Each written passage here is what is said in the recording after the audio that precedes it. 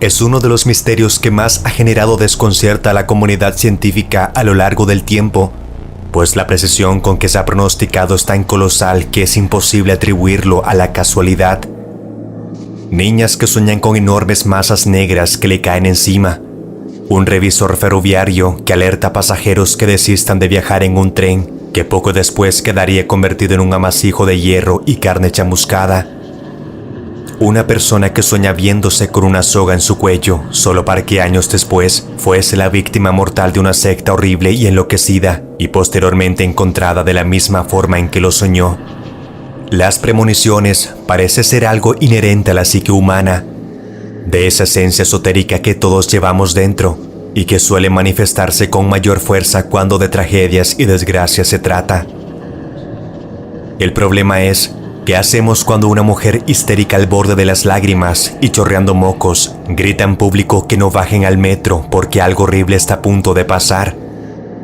¿Le harías caso a la caprichosa intuición de una persona alterada que ni siquiera conoces a riesgo de perder una cita importante? ¿O optarías por cumplir con tus deberes? Difícil decisión. Pero si no estás seguro qué hacer ante algo así, aquí te presento 7 personas que presagiaron terribles tragedias y nadie les creyó.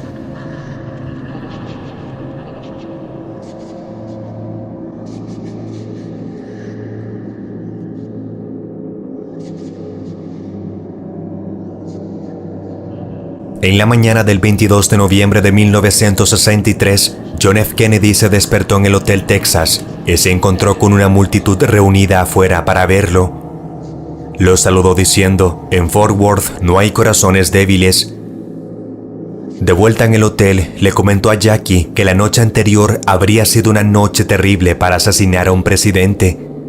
Sus siguientes palabras pasarían a la historia como una premonición de lo que sucedería ese mismo día. Se volvió hacia Jackie y su asistente Ken O'Donnell y les dijo, cualquiera que estuviera sobre la multitud con un rifle podría hacerlo. Nunca sabremos con certeza si John F. Kennedy realmente tuvo un momento de revelación sobre lo que le sucedería o si fue solo una idea pasajera. Lo que sí sabemos es que a las 12:30 p.m. de esa tarde, una bala impactó al presidente estadounidense en la parte superior de la espalda, cerca del cuello, mientras su comitiva avanzaba lentamente por Dealey Plaza. Le siguieron 2 más, una de las cuales le atravesó la parte superior derecha del cráneo. John F. Kennedy fue declarado muerto en el Hospital Parkland Memorial a la 1 p.m. Existe una controversia continua sobre la premonición, ya que John F. Kennedy nunca dejó claro si sus palabras fueron el producto de una premonición, ni si realmente presentía lo que se avecinaba. Las palabras exactas sobre su propia muerte y el escaso intervalo de tiempo entre el momento en que lo dijo y ocurrió hace pensar que el mandatario sabía algo más. Nunca fue una persona que expresara este tipo de temores.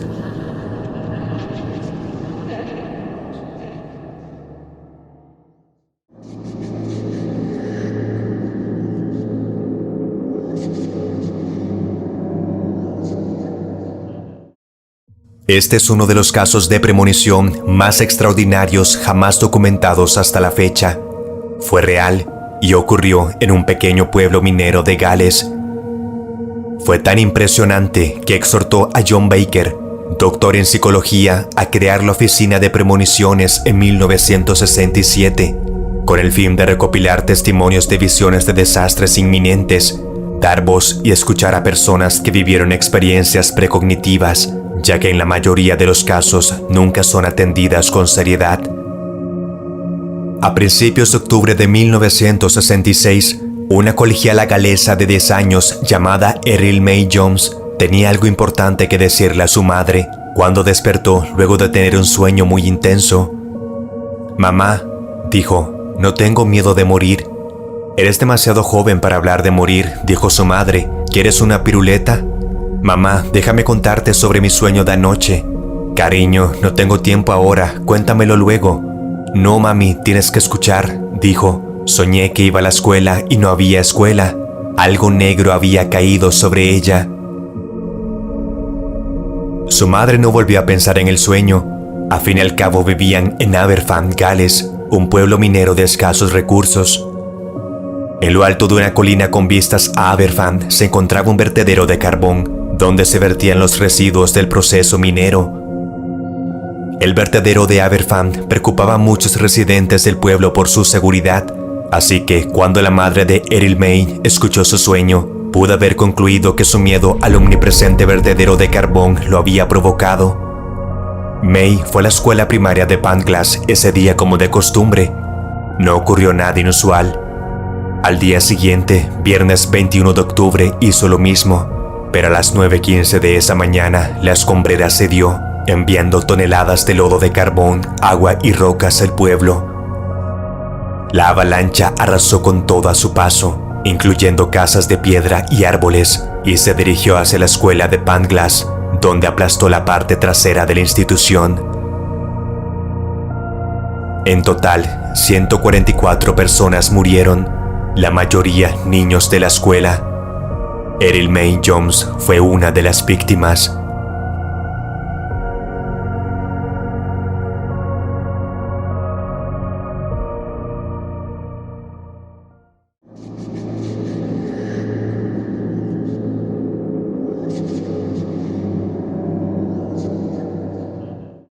Donald Malcolm Campbell fue un piloto británico poseedor de 8 récords mundiales de velocidad, 7 náuticos y 1 terrestre, conseguidos durante las décadas de 1950 y 1960.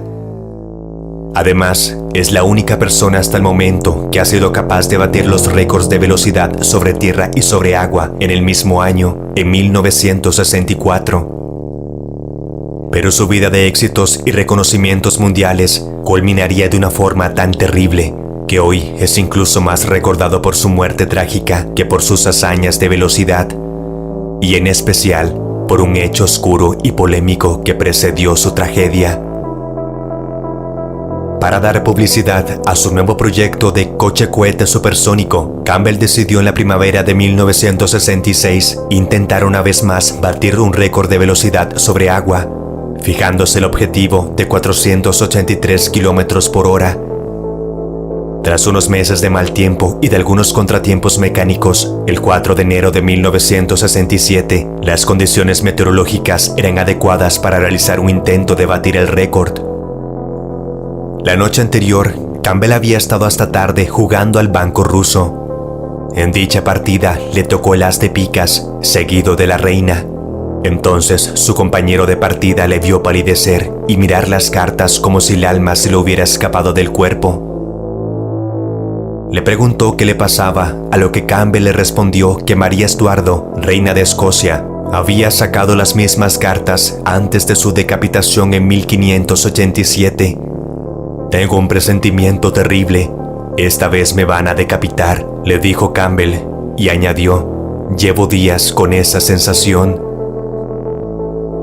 Al día siguiente, el equipo de pruebas notó a Donald disperso y muy retraído. Les advirtió lo que había pasado la noche anterior, ante lo cual todos rieron y frivolizaron su miedo aparentemente irracional.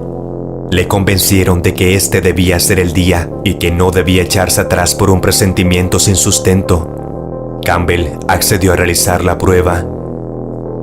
Las pruebas se estaban desarrollando con normalidad en Coniston Water, hasta que en uno de los largos a máxima velocidad, el Bluebird K7 se desequilibró, dio una vuelta de campana y se desintegró al chocar contra la superficie del agua.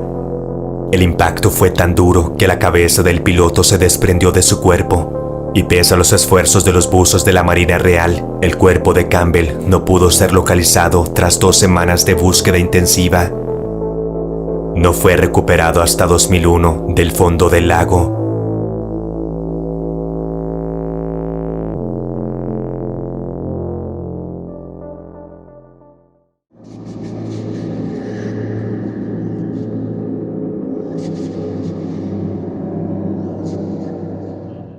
Abraham de Morvat, el aclamado matemático francés, fue una figura de gran intriga y brillantez que realizó importantes contribuciones al mundo de las probabilidades. Su trabajo sentó las bases para futuros avances en campos tan diversos como los seguros, las finanzas e incluso las ciencias de la vida. Pero entre la larga lista de logros notables de Morvat, hay uno que destaca por su naturaleza morbosamente fascinante y misteriosa: la predicción de su propia muerte. Tenía 87 años cuando notó que cada día dormía 15 minutos más que el día anterior. Supuso entonces, con singular perspicacia, que el fin de su vida llegaría cuando durmiera 24 horas. La sospecha de tan fatídica posibilidad lo llevó al cómputo sencillo que revelaría la premonición en números certeros de luctuosa precisión. Al final del verano de 1754, el gran matemático se percató que con esas consideraciones moriría el 27 de noviembre de ese mismo año. Ese día, conforme a su calculada profecía, el conocido sabio que había contribuido a la teoría de probabilidades falleció con escalofriante puntualidad tras un sueño de casi 24 horas. El diagnóstico del médico que certificó su muerte establecía con denuedo muerte por somnolencia. Su vaticinio se cumplió con terrorífica exactitud. Abraham no se dejó la confidencia de su presagio para sí mismo, lo compartió con sus más allegados, pero todos pensaron que se trataba de una excentricidad más de su ingenio matemático.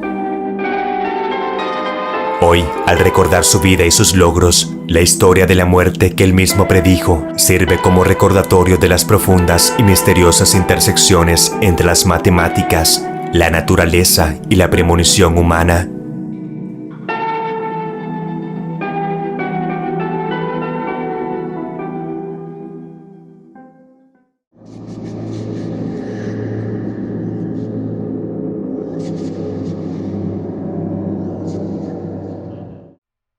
El 3 de enero de 1944 se produjo en León, España, uno de los mayores accidentes ferroviarios de la historia. Durante muchos años ostentó además el récord de ser la tragedia ferroviaria con más saldos de muertes. Este abominable accidente sentó un precedente en el manejo de la seguridad ferroviaria, pero también es recordado por un detalle que lo hizo convertirse en algo más que una lamentable tragedia, en un suceso perseguido por un misterio que, de haberse atendido en el momento oportuno, posiblemente habría cambiado el desenlace de esta historia. El 2 de enero por la tarde-noche, el tren expreso 421 con 12 vagones salió de Madrid con destino a La Coruña, repleto de gente que retornaba a sus hogares tras las fiestas navideñas y muchos militares que regresaban de permiso. Dentro del expreso se estima que viajaban entre 900 y 1000 personas. El tren de la muerte tenía en su cabeza una locomotora principal que no frenaba bien, y a pesar de las advertencias del maquinista, el viaje continuó directo a la entrada del túnel número 20, donde unos operarios trabajaban con una locomotora tranquilamente, ajenos a lo que se les venía encima. El convoy y la locomotora colisionaron. Los operarios salieron despedidos, pero a pesar de eso, solo había algunos heridos y el expreso 421 había quedado encajonado en el interior del túnel. Tras el pánico inicial, la gente comenzó a reponerse sin saber que lo peor estaba por llegar. El impacto había dañado las señales que debían avisar del bloqueo de la vía, y al ver la vía libre, el tren de mercancías 7742 de 27 vagones se dirigía a toda máquina hacia el túnel 20. El impacto fue brutal y los vagones llenos de personas del interior del túnel se convirtieron en un infierno de llamas que emanaba de todos lados y al fuego de las calderas, quemando vivos a los pasajeros y haciendo que las armas de los soldados se disparasen por el fuego, entretejiendo una escena dantesca. El accidente conmocionó a toda la nación española, pero es a partir de este suceso cuando empieza la parte extraña de la historia. Un hecho acontecido 3 días antes de la colisión en el túnel número 20 que sumió a las autoridades ferroviarias en una profunda consternación.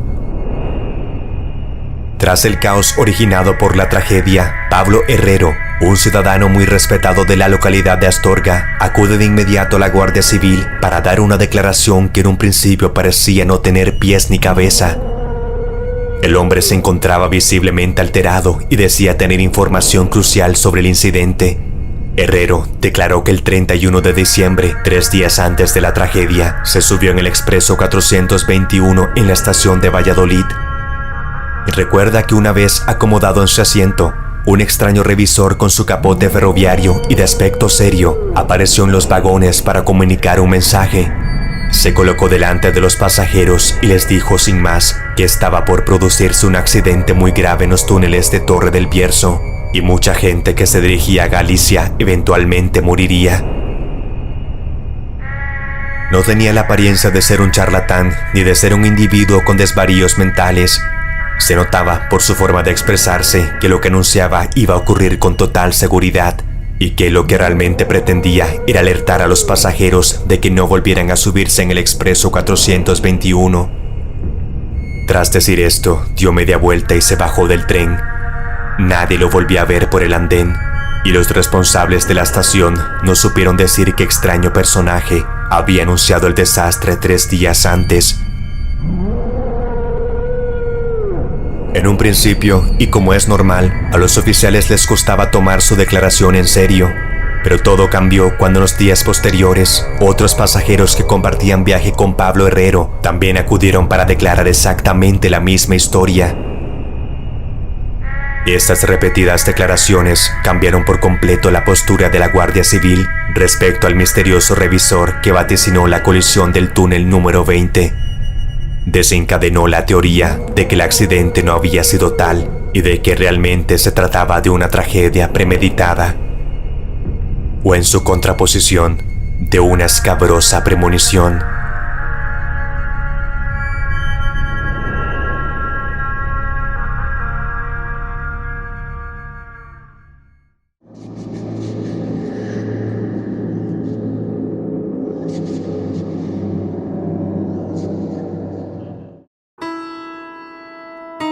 Lo que vas a escuchar es tan aterradoramente casual que por un momento nos vemos tentados a pensar que se trata de una invención.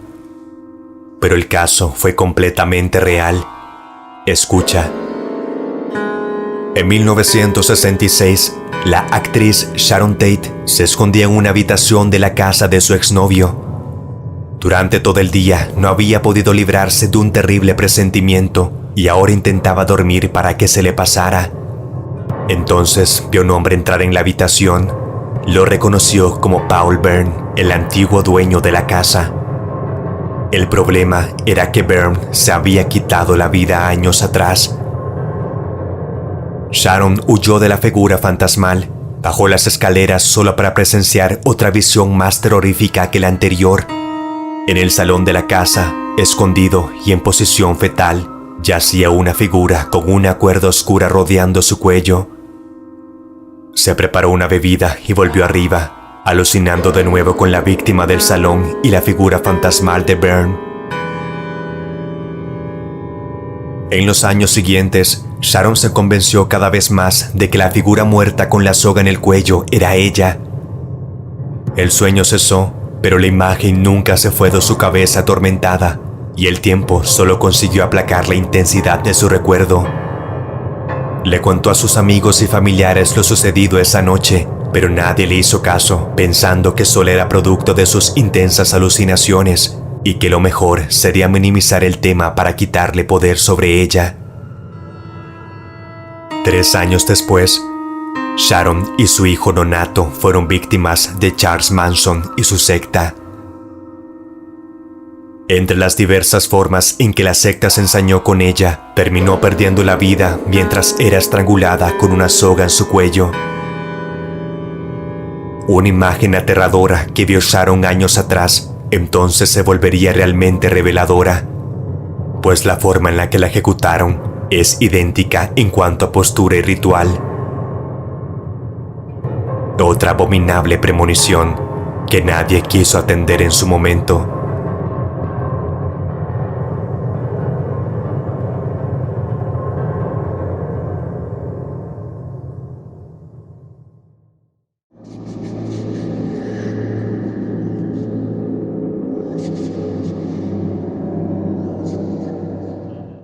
Peter Brooks era un hombre joven y sano de Kansas, y su muerte trágica y horrible obligó a su familia a pedir ayuda psicológica, para poder afrontar el horrible peso de su marcha, porque la muerte de Peter no fue para nada normal. La familia comentó a la terapeuta que todo comenzó cuando una vez Peter se despertó de madrugada profiriendo gritos desde su cuarto. Todos se levantaron y corrieron hasta su cama y lo encontraron empapado en sudor y respirando enérgicamente. Peter comentó que había sido una pesadilla nada más y que todo estaba bien. El incidente quedó en el olvido hasta que unos días después el episodio se repitió. Por la mañana, el joven le contó a su madre una pesadilla que de forma recurrente atormentaba su descanso. En el sueño, las paredes de la casa ardían de adentro hacia afuera. No sabía cómo, pero era como si las paredes tuvieran venas y por ellas corrieran lenguas de fuego que se esparcían por toda la casa, convirtiéndola en un horno del que no podían escapar. Al principio, Peter alertaba a su familia cada vez que tenía el horrible sueño y les decía que tenían que mudarse a otro lugar tan pronto como fuera posible. Pero, como era de esperar, tanto sus padres como su hermana pensaron que solo se trataba de una mala racha de pesadillas. En un punto dejaron de hacerle caso a sus accesos de pánico. Peter dejó de comentar los sueños hasta que llegaron a pensar que se había acabado. Solo que más tarde, dado los horribles acontecimientos posteriores, se dieron cuenta de que no había sido así. Una tarde que su hermana regresaba de su escuela, se encontró con la casa cerrada a cal y canto. Su hermano se había amotinado dentro de la casa y le prohibió la entrada. Lo mismo hizo con su padre y su madre al regresar del trabajo. Aprovechó la ausencia de los Brooks para cambiar los llavines de la casa.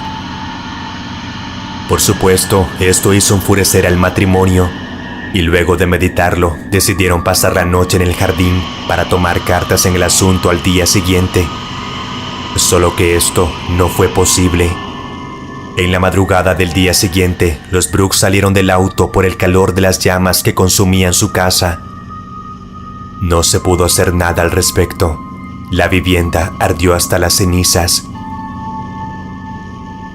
Por un breve lapso, tuvieron la espantosa creencia de que Peter había decidido consumirse con la casa, pero las investigaciones arrojaron una verdad aún más horrible si cabe. Una falla en la instalación eléctrica tenía los días contados de la casa de los Brooks. No había manera de que Peter lo supiera, pero lo sabía. Sus sueños se lo habían confirmado, y ante la reticencia de su familia a abandonar la vivienda, tomó la decisión de mantenerlos fuera durante la fatídica noche.